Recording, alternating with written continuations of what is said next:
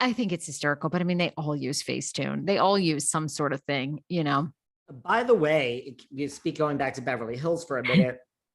Miss Jayne, in addition to all of her legal issues and all of that, and the 2.2 million tax bill, Miss Jayne is saying, like, listen, she did an interview, I think it was with E! News, saying like, don't think I'm out there like having such a great time dating. She's like, nobody wants to date me. She's like, Ramona says this all the time. She's like, people don't want to date us on reality TV, but Erika's taking it one step further. And she's like, I say exactly how I feel. And like, men don't like that. And men are scared of me. And like, I speak my mind and, like everything in my life is public, and who is going to want to date me? So Erika is saying, she's not, Miss Jayne is having a hard time finding a new man. Remember the rumor that Erika was allegedly like dating or kind of had gone on a couple dates with Scooter Braun, and of course Scooter is divorced. And, I was like, ooh, that could be an interesting, like hot combo.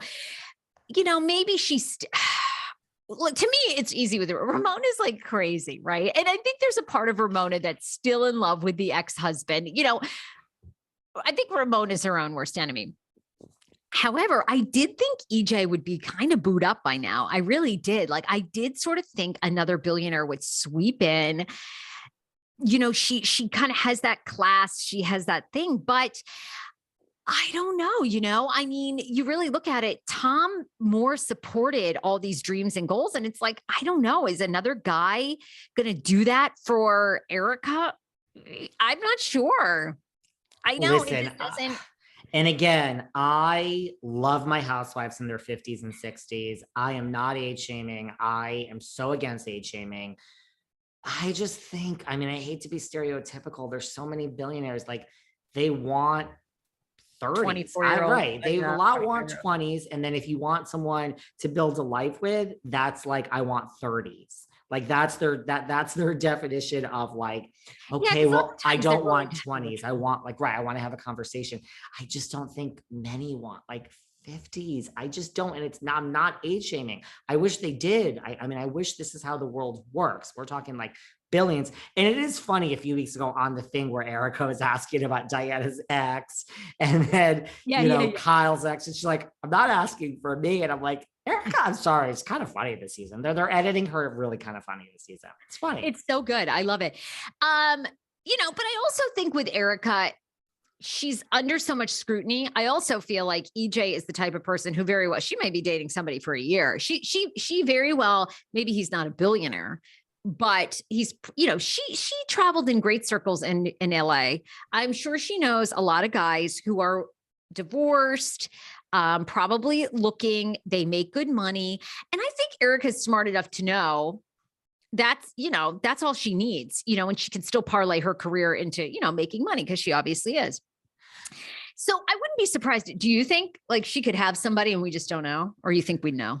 I think we would know. This is who I see her with. This is just me. I see her either with like, if it's going to be, look, I think it is going to be someone with money. I do. I don't think it's going to. Oh God. Yeah. But I think it's going to be, I could see her with like some, you think of now like the Anna Nicole, like I could see her like with like some foreign, like Russian billionaire, like some just like, look, it's going to have to be some guy that's eccentric and likes and doesn't want that 32-year-old, stick figure, like boring, subservient little thing. They're going to want that like wild, I could see it with like Russian, like some foreign, right? Like even British, like even kind of a British guy. I could see that maybe isn't as familiar with the reality TV space, doesn't care like as much. Maybe like conservative, like stoic. That's where I go to like Rush, like very stoic and like just thinks that she's like the most entertaining thing.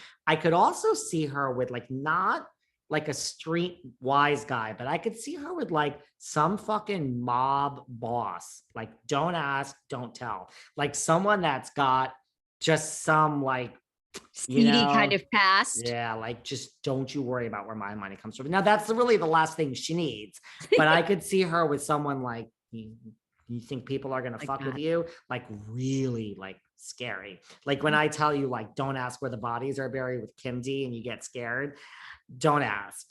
That's the All right. second thing. And then I could also see her, and this is very like analytical. I could see her with like some like Texas, like, you know, like money, oil, like, you know, just someone that's just so amused by her and like all of her antics and thinks she's the most entertaining, you know, but I don't think she's dating anyone without money. I really don't. No. Are any of us at this point?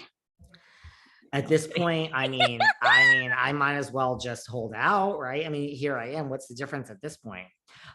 Before we wrap up and everything, we have to make reference to this thing we saw a few weeks ago on Beverly Hills with Rinna and Denise and these text messages. And she's like, I texted Denise, and then Garcelle calls doubt on that. I mean, it wasn't really clear to me what Garcelle was trying to say, but she shed light on whether who texted who. You know, she's like, Denise said when, which could imply when did Rinna ever text me, or like when, like which time. She texts me all the time. As when, which time. You but did? you know, because I took it the opposite of like Rinna never texted me, but it was I think it was purposely vague a little bit. I do too. And, you know, Rinna has come out and said, look, I didn't want to show it on camera because I wanted to be respectful.